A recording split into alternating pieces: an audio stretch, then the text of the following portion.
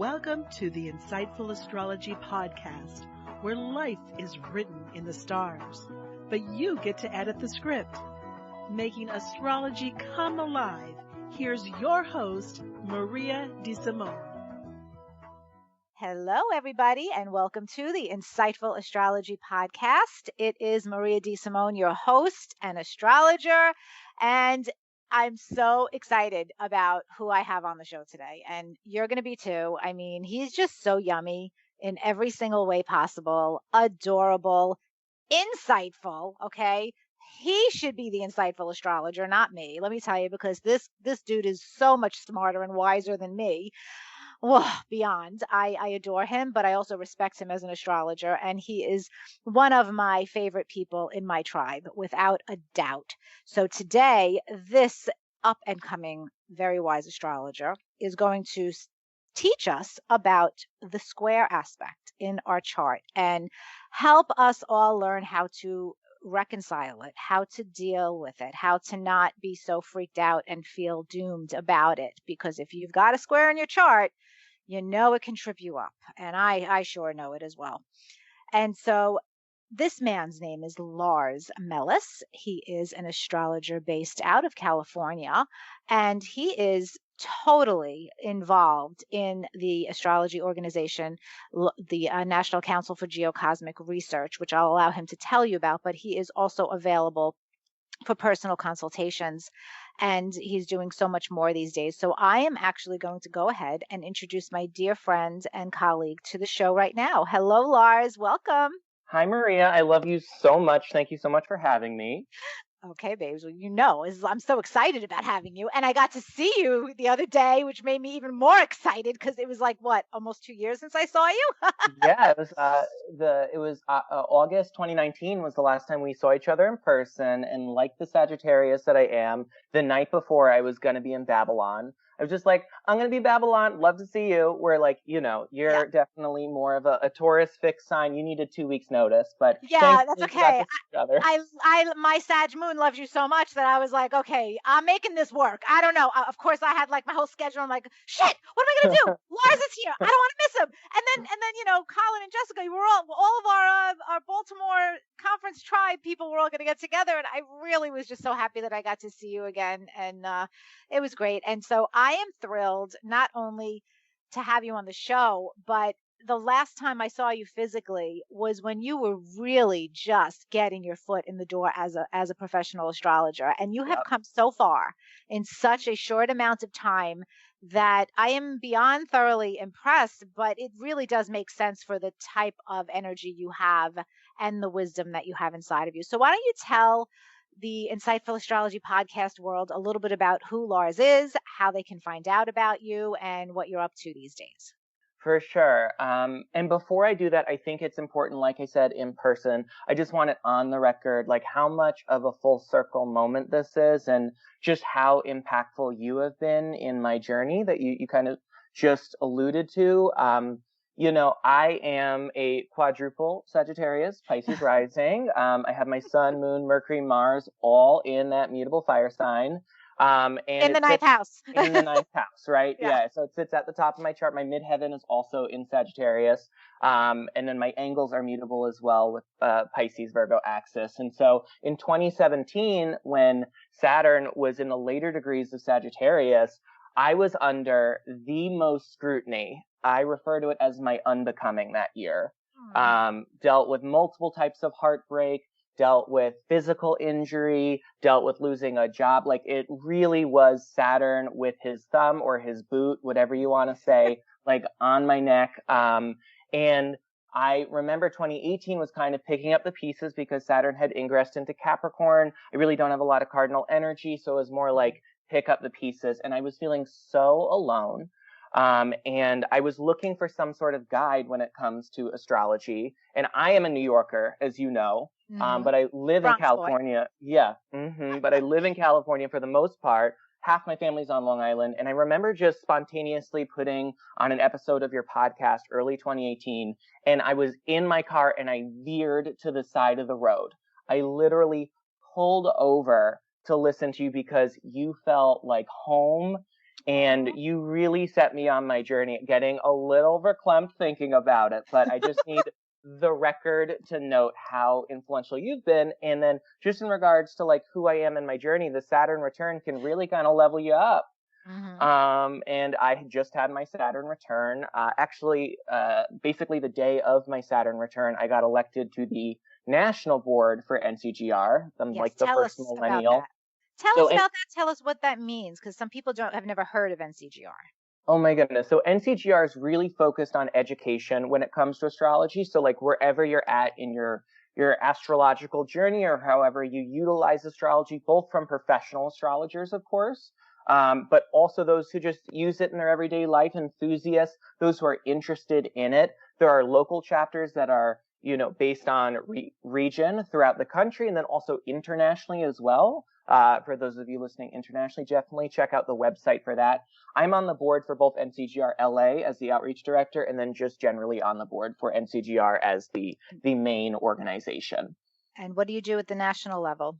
At the national level, it's really about curating what like the best possible experience for all of our members and really making sure that NCGR stays at the forefront of education and support for all of those astro enthusiasts and professional astrologers that are out there. And so my very enthusiastic quadruple Sag millennial butt wanted to join in order to really make sure that everyone had a voice and everyone had a seat at the table. And I'm so excited by how warmly I've been received. That's awesome, because we definitely could use the young blood. And so I've served as the president of the Long Island, New York chapter for a few years, and I will tell you that about 17 years ago now, I don't even know, I'm doing my math wrong, but back in maybe 2003 or something is when I first discovered NCGR and my local chapter, which was on Long Island, and they became my astrology family, my astrology tribe, and it was just it felt so amazing to have that resource in my learning and in my development as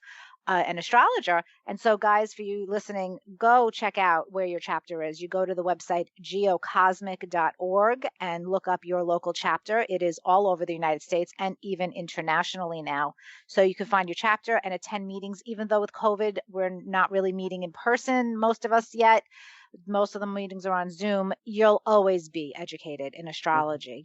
So that's the NCGR part. Now, what else are you doing personally, Lars, in your own business as an astrologer? For sure. So I think the biggest sort of foray for me has been utilizing YouTube. I have Uranus, Neptune conjunct the North Node in the 10th house.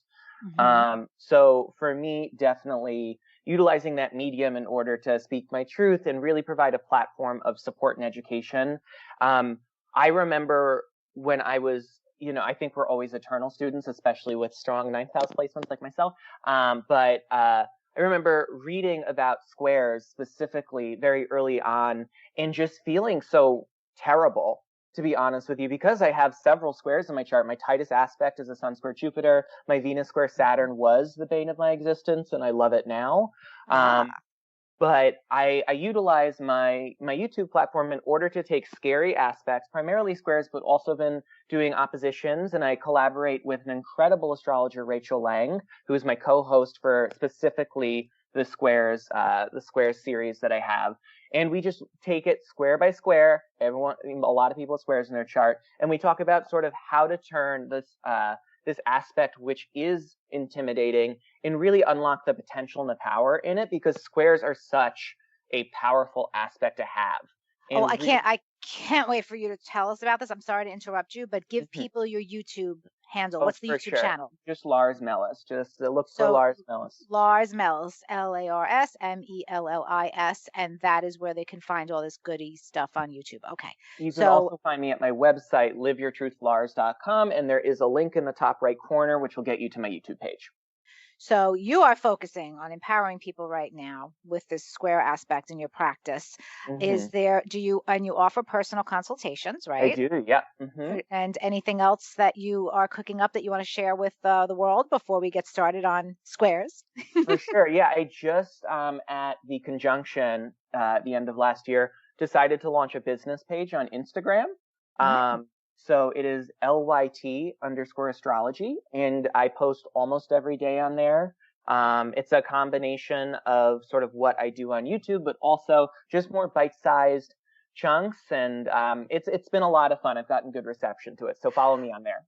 Oh, yes. Wait a second. I just went on it and I saw the donuts that you did. Are these the donuts you guys brought to my house? I Yes, just want donuts. I sometimes post a picture just to get people to like click on it, be like, "Are those donuts?" And then it pops into like a video of me telling you about Mars trine Saturn. Oh my God. Well, those look very similar to the donuts you brought to my house the other day, They and my are. mouth is watering again. But anyway, all right. So listen, I gotta admit, squares are a bitch, Mm-hmm. right? I They agree with are. you to an extent. They are. We can't discount that they Amen. are energies that are inherently in conflict with each other. And so Mhm. when you have two energies in conflict with each other and they live in your own psyche, it can cause a lot of developmental tension and angst internally until you really go through many experiences and have a lot of consciousness about it to try to overcome these energies and use it in the higher expression and turn the square into something more productive for your soul growth. So, you know, tell tell everybody about in general. Let's start from the beginning.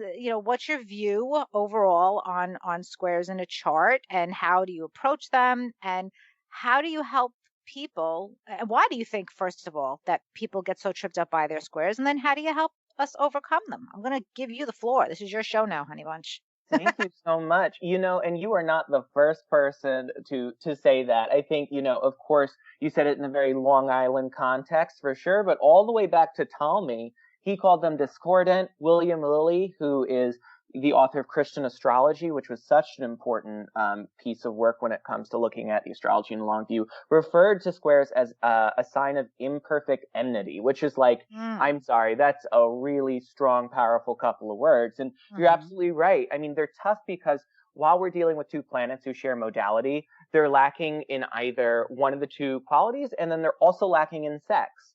And it's just, they're also so intimidating because they're really aspects that we're refining over time. They point to the Rocky montage, and like, while it was, a wonderful scene in that movie, that was so much hard work that Rocky did to lead up to that fight.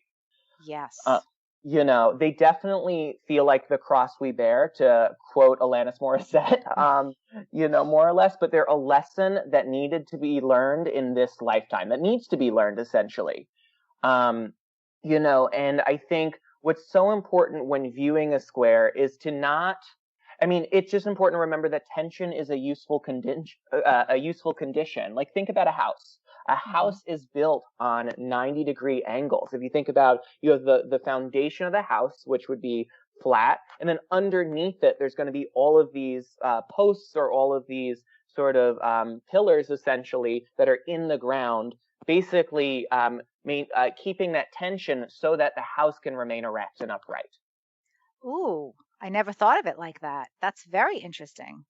Yeah, no, Yeah. totally. And so just to define, squares are 90-degree aspects that you would see in the birth chart. That's why they would share modality. So like Aries and Cancer, or Aries and Capricorn, would square each other at 90 degrees. What's interesting, in my opinion, versus an opposition, which are usually expressed outwards onto others, squares are typically experienced internally. And that almost presents an even more unique challenge. I think about literary conflicts. It's kind of like man versus himself, or person versus themselves, if you will. Yeah.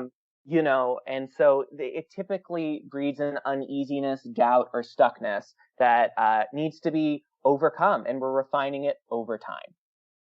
And it even though it's not like the opposition where typically we experience the opposition through other people, like you said, these squares do end up bleeding out in our lives in relationships, because we are the ones who tend to create scenarios, I guess, that perpetuate the angst of our squares, and everything in our life is worked out through relationships one way or another.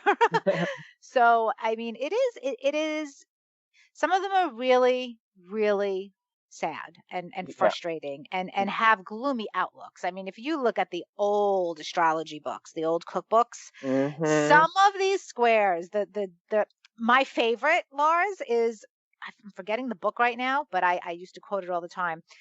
for Mars square Pluto, and this was a long, long time ago, this book, they wrote something about this is basically the serial killer aspect. If you have an Right. aspect like Mars square Pluto, you're going to kill people. And it doesn't leave any room for growth in these really, really older texts. There's no room for growth. You're put in a corner when you read about your squares, and you are made to feel victimized. You're made to feel like, all right, I'm screwed. There's no hope.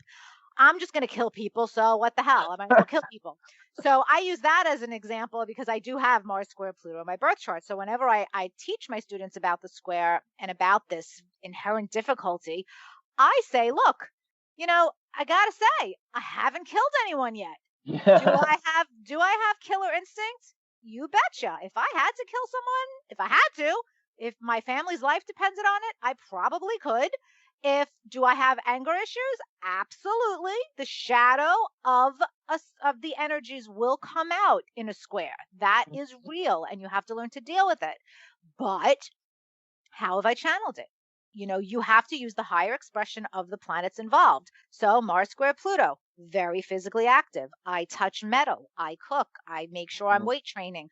I know that I could be a screamer and yell because the Mars is in the third house. So I try to channel it in passionate communication about my work. Pluto's in my sixth house. So I do my best to consciously channel that square, Lars, so that I don't kill people and, and don't come across as an angry, raging bitch when I communicate to people. But there has to be. I'm so glad that now astrologers are more enlightened in the sense that we are not making people feel like there is no hope for their squares. So the way that I always work out squares is by consciously engaging in the higher expression of the two planets involved. What's your tactic? What teach us? What do you do with these squares? First of all, I love that you brought up Mars square Pluto, since that is such a cornerstone aspect of like the fear mongering that comes in with squares. And like Muhammad Ali and Nicki Minaj both have almost exact Mars square Plutos also. And look at how both of them have embodied it. Like there was a fight to survive for both of them growing up. There's a history of violence and power struggles, of course, that typically Mars square Pluto people experienced early on. But with that comes an incredible resilience, an ability to really, once they can find healthy ways to channel and express their passions, high vibe Mars right there, there's an insatiable competitive spirit that can then catalyze transformation in others. And, speaking about the three people that we just referenced, which are those two and then yourself, all of you have catalyzed transformation in others through, channeling the high vibe of this aspect. And, that's what's so beautiful about squares. I also think about Robert Pelletier, who is the author of Planets in Aspect, which I feel like almost everyone has. And he basically says almost verbatim that it is as or more dynamic than the conjunction even, because it stimulates human reaction. So, I think that's so huge with squares, and a good way to look at them is that he actually says it surpasses the conjunction in stimulating human reaction. So while these can feel like crosses to bear, they're challenges to rise to that are only going to make us our most evolved, high-minded selves.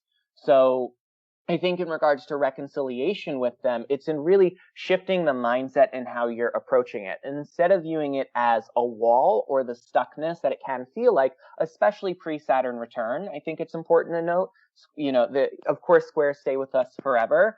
By secondary progression, we can progress out of certain squares. But I think more than anything, it's to shift your own viewpoint on how to approach the square. Is it a burden or is it a challenge with potential to unlock? And for me, sort of what you're describing is why I'm doing what I'm doing, whether it's with my YouTube, whether it's in my one-on-one consultations. Astrology should always be used to better ourselves and to help us navigate life. It is a tool in order to do that. It should never be used to denigrate or to make someone feel like they can't do X, they can't do Y because they have A square B. Yes. I love it. It's so true. And these aren't easy energies to deal with, the squares. And I love how you brought up in those two examples, the early environment, the early home life experiences, and what people have to overcome, because that is a very important component of an astrological birth chart. I mean, Hmm. I don't know how you approach consultations, but I can't seem to avoid bringing up the mommy and daddy issues Same. and the stuff that, because that's where these patterns come from, but our souls chose these people, the key players in our life, to work Right. through them. So there's no blame, even in the harshest situations. There should be ultimately compassion and understanding. But these imprints, these early imprints, come from that environment, and it sticks with us, and then it becomes on us to transmute it, to overcome it. But I'll admit, Lars, these, I'm quite a bit older than you, so I've had more experience with my squares, and to this day I'm going to be 47 years old, and there's my one square in particular that still trips me up, and Hmm. I have mastered it in the business world, but in my personal love life and relationship world, my Venus square Saturn continues to frustrate me. And you have the same square in your I chart, and do. this is a common square. A lot of people listening, you may have Venus in a hard aspect to your Saturn. And tell us about, this experience of, okay, we are relatively conscious people, but we still have lessons, we still have things that trip us up. And then you have, it compartmentalizes, where as you get older, sometimes, like me, people can master it in one area and still be totally not well in the other area. So where do you think that comes from? What is that about? That's such a good point. I mean, the Venus square Saturn aspect is sort of why I started on this journey, and also I resonated with you since you've spoken about it previously. And I think when we're dealing with Saturn, let's just talk about Saturn for a second. It's Saturn is tied to perceived limitation. And the ways in which we perceive limitation can be compartmentalized. The way in which you function, like you're saying, in sort of a business context or in other domains outside of relationships, can be very different, especially when we're dealing with Venus as the other planet involved in that. So with Saturn, there can be a rigidity or a calcification that comes, especially when it's tied to the need to change, or there's fear also, I feel like, or doubt that Saturn does brood in these squares that really forces us to confront a cycle or a pattern of perceived limitation or behavior, if you will. Self-effacing patterns of thought or behavior is what I kind of describe with Saturn. And so, unfortunately, with Saturn, there's always more lessons to learn. When Saturn is in hard aspect in the birth chart, you can't just pass math. You have to pass math. You have to pass English. You have to pass science. You have to pass social studies. Like, you know what I mean? So it is a lifelong. It's a lifelong test, and it's a lifelong journey of self-discovery. But I think, like you just alluded to, in certain areas, you've already kind of achieved that mastery, which maybe wasn't possible 20 years ago in those specific areas that you're thinking about. Saturn doesn't do anything slowly. I mean, doesn't do anything Fast. quick. Yeah, Yeah. sorry. Saturn doesn't do anything quickly. I think about like the 10,000 hours kind of philosophy that leads to mastery. And, that's very much it. It could take us 2 decades. It could take us 4 decades. It could take us our whole life. But Saturn is willing to wait until we're ready to confront those cycles. That's so true about Saturn. I remember my very first astrology reading with an astrologer named Cynthia Singleton, and she was talking to me about my Saturn and my career path, and me in my typical Aries rising, Venus and Aries fashion. I'm like, well, when's it going to happen? When's it going to happen? And she said to me, eventually, when you're older. And I was like, what? No, no. And she kept saying, eventually, when you're older, in time. And I was like, damn. But now I understand this. Saturn really does make you work and work and work. So I better live long enough to see this Saturn square Venus, manifest consciously in better ways in the rest of my life. I guess I'm not going to die till I do, because that's why I'm here, right? That's why we're all here. I love it. Yeah, no, totally. God willing, for sure. And I think we're talking about Saturn in general, but especially in square or in opposition, in a tough aspect. Saturn really makes us work for it, but that's what's going to lead to really sort of leveling up in this lifetime. So what was your plan for this show and schooling us? Because I think I derailed you with our, I got a little mutable on you with our Oh my God, I conversation. love it. I love it. I'm so tangential. Don't And I worry. know you had like bullet points and things that you absolutely wanted to cover. And Possibly. so, okay, go ahead. I'm going to shut up now and let you talk. Oh my God. No, I think that, we've honestly covered a fair amount of what I wanted to cover. I think it's just so, like, the tricky thing about squares and just in general with astrology is, like, you have to synthesize the whole chart, right? There's so many considerations when it comes to interpreting an individual aspect, but we were kind of just alluding to it that the nature of the square is going to be so different depending upon the two entities involved. When it comes to Saturn, like we said, there's a lot of doubt, or there's kind of a never enoughness that can really be sort of the overarching burdenous thing about the square. But when it comes to Jupiter, there's an overwhelming kind of like overcompensation, or there is a need to like kind of bolster yourself, or in a certain way. I think about my favorite Mercury square Jupiter person is John McEnroe. Okay. Oh, wow.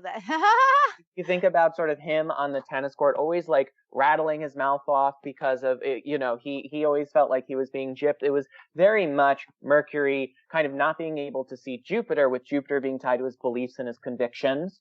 And Mercury being very much about speaking and thinking. And that is kind of one of the shadow vibes of Mercury square Jupiter, is that there's no real doubt involved, like with the Saturn square, but they're going to make mountains out of molehills, or they're going to have to learn to overcome that. It could be principles over facts. They're very opinionated, but at the same time, they're incredible orators. John McEnroe on the tennis court was really great at getting his point across.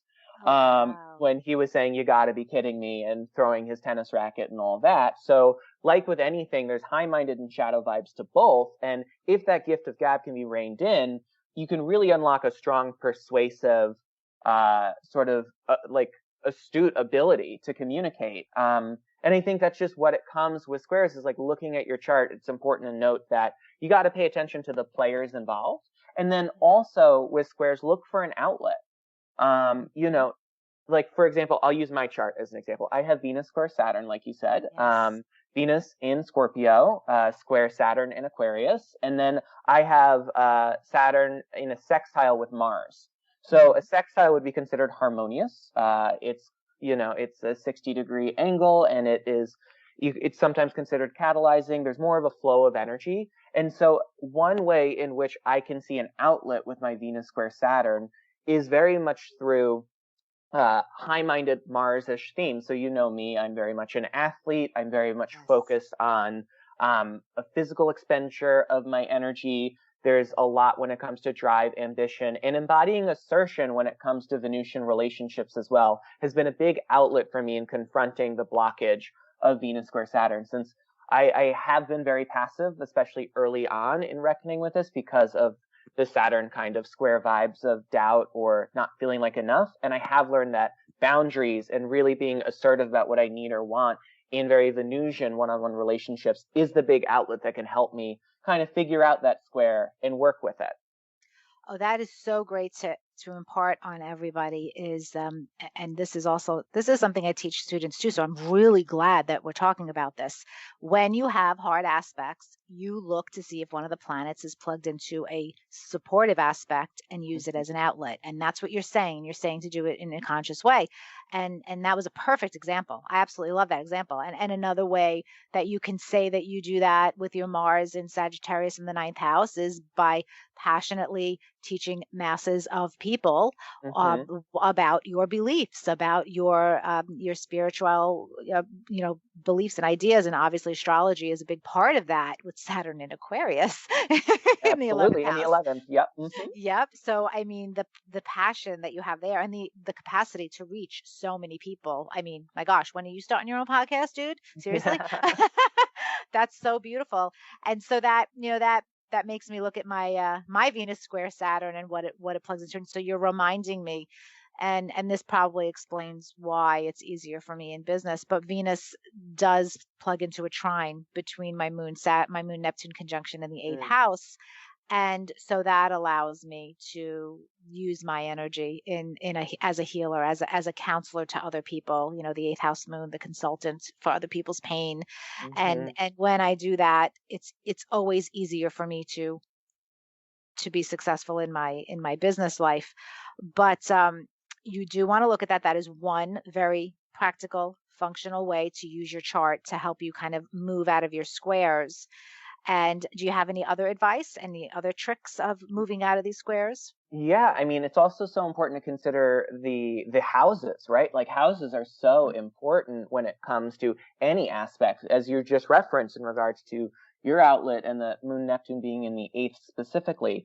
So, in my example, you also did such a great job of just innately taking the houses into consideration, right? Because Mm-hmm. we're dealing with Venus in the seventh, squaring Saturn in the 11th, but all of the outlets are very ninth houseian because that Mars, that's the sextile involved, is in the ninth house. Mm-hmm. So it's so like that's another reason why having a like fundamental basis and understanding of the houses can be so beneficial for using astrology as a tool, even if you're not a professional astrologer. Because if my hard aspects were, I don't know, let me think of like the second and the fifth, then we'd be Mm-hmm. dealing with a lot of like money and creative self-expression, or money and children, or Yeah. money and casual romance kind of thing. Mm-hmm. And then it just like it really does color, or it adds such an extra dimension to being able to interpret and work with this, what's considered to be a hard aspect, but is truly such a gift in a lot of ways in regards to the ability to truly level up in a way that sometimes if someone, like I consider trines to be peaking in high school energy, and I love trines too, like especially from an electional standpoint, but you have to work for a square in order to get the Mm-hmm. rewards from it. And the rewards are like heavy, heavy rewards because you are putting in so much work. Um, Yes. It's like an overnight success versus the success that you really, really, really work for years. That's the difference between a trine and a square, right? absolutely. And nothing substitutes experience. Yes. And that's sort of what the square does, is it forces you to really put in the hard yards. And what we work for, we tend to appreciate more, I think. And Amen. and so there, there is something to be said from that, but it is also, that work is what takes up most of our existence in this lifetime, to work through these difficult energies. So, okay, so we're talking about, consider if your square plugs into a kinder aspect, a hmm sextile or a trine, look at the houses and integrate that into the energetic expression of your square. Is there anything else, any other tips that you have? Several, for Go ahead. sure. Go ahead. Modality is a huge one when it comes to how squares function, for sure. I Mm. mean, you were talking to Mr. Mutable over here. I think out of your whole tribe, I'm the most mutable person you know. I have Sun, Moon, Mercury, Mars in Sag, and then my rising is also in Pisces. So very mutable here, but I'm dealing with a fixed square. So Yeah.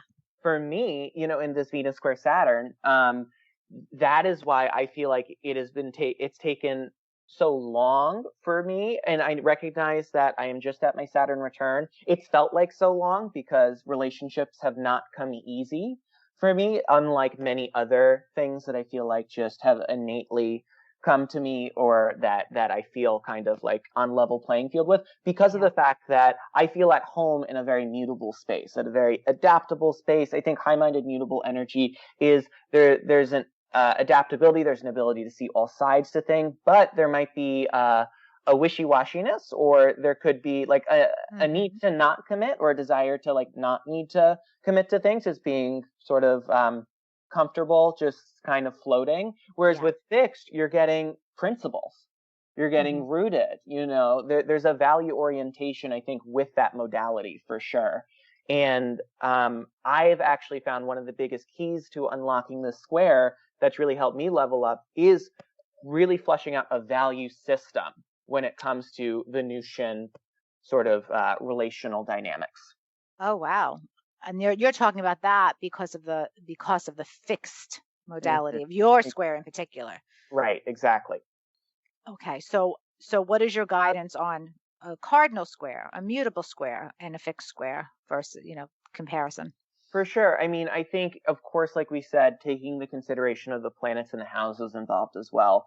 But it's really important to identify what like high-minded, cardinal, fixed, and mutable are. So when it comes to fixed specifically, I think there is a principled nature to the four fixed signs and to fixed energy in general that roots them. The values is really what roots all fixed signs, and they can value different things, right? For Taurus, it could be security.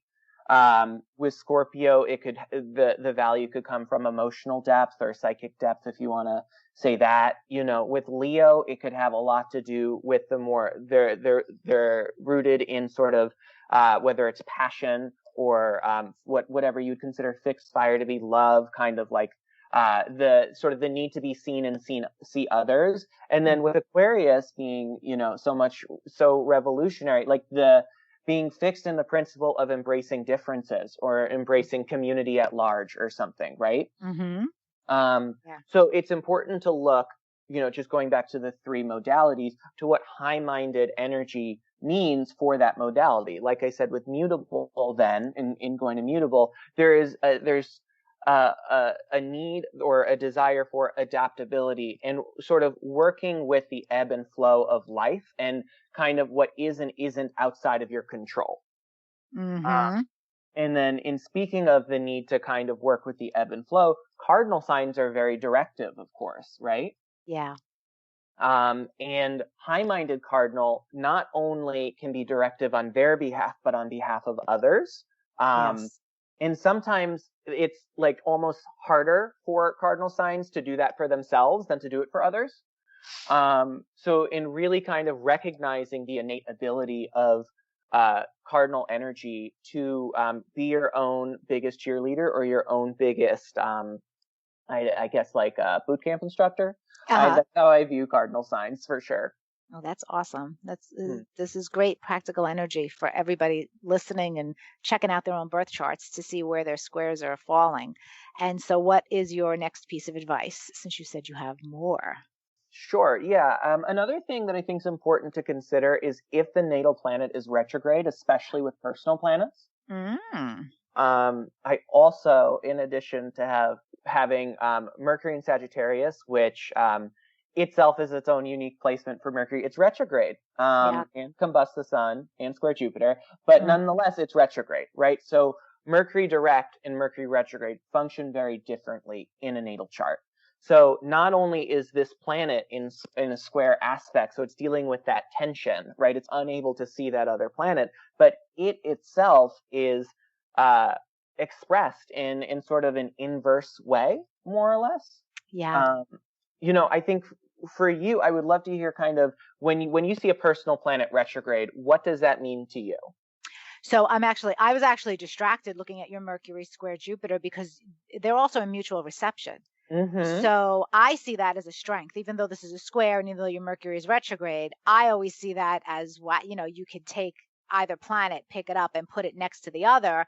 And that amplifies, the energy and makes them act together. So to me, that's always a strength. And so you have a little bit of, not that it cancels out the retrograde, but it just makes that square so much more important for you, I think. It does. In your life, in your energy. And Jupiter is your traditional chart ruler, if that's how you roll. I don't know if you consider both or Neptune or Jupiter. But anyway, so when I look at a retrograde planet, for separating it from connecting it to a square, I was taught early on this beautiful analogy, which I always share, and maybe you heard me say it before, I'm not sure, but think of a lake with a lot of ducks swimming across the lake. And so they look so gentle and serene, right? And what you do not see is that underneath the water, their little legs are paddling furiously to remain afloat, paddling furiously. You don't see that paddling furiously. And that is what it's like to live with a retrograde planet, is that the energy related to that planet is so deeply internalized and worked on incessantly so that you can then give the outward expression in your life of, you know what? I'm an expert at this. I got this. I'm doing good at this. But it takes so much internal work. So when you have a square attached to it, Hmm. I think that becomes an extra layer of Exactly. challenge for you as someone who lives with the Mercury retrograde, because for you with the square, you might really overthink things or blow things out of proportion against yourself, to yourself, making it Mhm. personal about you, tripping up yourself. And that might have been something to really overcome consciously. Am I making Yeah, sense? it The retrograde? beyond resonates with me, and I love that analogy. I think it really does paint such a beautiful picture for what it means to have a retrograde planet. And there are shared themes that sort of where, how I totally agree and where I would go with taking retrograde planets into consideration, especially when it comes to personal planets, I need to say, because of course the slower moving ones do retrograde for longer. And of course there is, I think it's important to note that there, of course, is a difference in how any planet would function in a birth chart, whether retrograde or direct, but especially when it's a faster moving body. Yes, But yes, the yes, personal. totally. And then you brought up mutual reception, which is another thing to consider. Mhm. Not only mutual reception, but what rules the planets involved and what aspects do they make? If you have a square, but both of the planets involved are ruled by different planets in a trine, then that square is going to report to that trine, which I know I might be getting a little too advanced with that. I don't know if you want to break it down in I, I very might basic I terms. might have an example of that in my L- chart if I'm Love it. following you. So maybe Hmm. we could bring it to life. Let's So do it. Let's bring it. uh, I have Jupiter in Hmm. Pisces, square Neptune in Sagittarius. Yes. So they are also in mutual reception. Hmm. Okay. So now the trine part. Are you talking about it plugging into any trine, or were you talking about if the planets in mutual reception were in trine? So I would say if we had, let's say, Mars and Taurus Okay. square, let's say Mars and Taurus was square Jupiter in Capricorn, right? We'll just go with that one. So Mar- Mars and Taurus would answer to Venus, right? Mars and Taurus couldn't be square Jupiter and Capricorn. They're I'm trying. sorry. Wait, Uh, no, no, no. So essentially what I'm saying is that if you had Mars and Taurus, what planet would rule it? Venus. Right. So if Venus was in trine with anything, right, then at Okay. least one of those planets' outlets already is harmoniously aspected in a way that there's another clue in regards to the high-minded sort of approach that you could take to tackling that square and working with that square. In sort of what you're describing is mutual reception in itself instead of rulership. And like that in itself, like you're saying, they can borrow from each other. Uh, Yeah. Oh, and then I was going to attach a trine from the chart. I thought that's oh, what you were cool. talking about. No, go for it. I'd love to Oh, hear the no, trine. that's okay. Like Mars and Taurus would be trine the Jupiter. But that's just my chart rule. I don't know if, again, I don't think that's what you're talking about. Um, so we need another example. We're going to have Okay, to come back sure. to that. We will come back to that for sure. Yeah. But just if you work with chart rulership, which is important, every planet would be ruled either by itself or another planet. That is another important consideration. But if that is too advanced, I think really taking into account modality, taking into account the houses, and taking Mhm. into account, just like you're describing, if the square has a trine attached to it, there's your outlet. Pretty simple, Yes. easy peasy. Yes. Yes. And okay, so what is your last major tip before we start to wrap up the show? I think my last major tip would just be more than anything, it's just so important to really embody kind of a growth mindset when it comes to squares because there's no other way to go about it. And by a growth mindset, I really mean working with it over time and recognizing that even though it's in your birth chart by progression, through other sort of techniques, and just as you grow and develop that experience, which is what the square is so hungry for, you're going to mature with it and you're going to see it from such an enlightened lens. And it will take a lifetime. It will take a lifetime, right? And that's why squares are so scary. But we're taking the scare out of the square to talk about sort of the power and the promise that is in them. Yes, and there really is a lot to be gained from your squares, guys. Mm-hmm. So, this is the meat of your birth chart. And by the way, if you're listening to this and you don't have any squares, don't think you got no problems because you got other stuff. You got plenty of other stuff in your chart. We're just not talking about that other stuff today. We're talking about squares today. So out of these squares, I would just finish up by saying that I would think that it is when an outer planet is square a personal planet that is the most difficult lesson of all. So I kind of think, let's say you have Mercury square the moon in your chart, but then you've got Pluto square Venus in your chart. I do think that Pluto square Venus will trip you up in life a little bit more than the Mercury moon may. I'm not discounting a Mercury moon square, but you have to look at the chart as a whole and kind of see, all right, what's really causing trouble for somebody in their reality. I don't know if you agree with that. Oh my God, wholeheartedly agree with that for sure. I mean, when you have something that's moving so fast with something that's moving so slow, and then what they represent, right? You know, you need to take that into account as well. I definitely think that's where, at least for my videos, the most successful videos and the ones that have the most comments about people who have expressed sentiments like we just expressed, that they have always been so down on themselves or felt like A or B was unattainable because of the square. It was always in a fast moving body with a slow moving body in that square aspect. Okay. So then that definitely is ringing true. And the last thing that I'm going to say before we wrap up on the topic of squares is, you know, I always like to tell people, you've got to, especially with the slower moving planet, but that's involved in the square, you've got to be as conscious as possible about using the higher vibration of that energy, because the inherent nature of the square is to produce the shadow of the energy. So like for a Saturn square, instead of, you know, whenever you feel yourself paralyzed with insecurity, with that fear, with that lack mindset, you've got to stop yourself, you know, slap yourself like Cher, say snap out of it, and say, what is high vibration Saturn? High vibration Saturn is commitment and discipline to mastering that planet touching Venus, the ability to be mature and realistic about that planet touching Saturn, rather the planet that touches Saturn in the square, and that kind of a thing, so on and so forth, with you know, Neptune squares and Uranus and Pluto, all those squares. So is that something that you pay attention to?